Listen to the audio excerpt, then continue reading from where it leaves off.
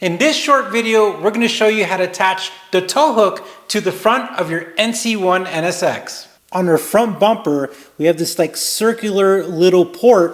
And what we're going to do is we're going to put a flat screwdriver in there. I taped mine because I don't want to damage anything. And around the 9 o'clock position, I'm going to put it in and I'm going to push out, and then this comes out. And then you're going to open up the rear hatch area.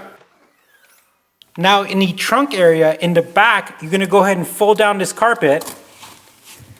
And then you're going to see right here, there's going to be two straps. You're going to go ahead and pull up on them. And you're going to unloop them. Go ahead and take them off the clip. And then you're going to pull down on this plastic part. And it just comes down.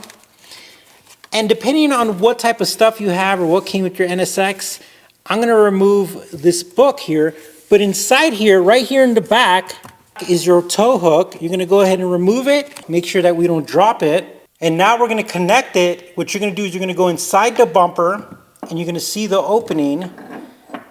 And then you're going to go ahead, you're going to turn it until it doesn't turn anymore.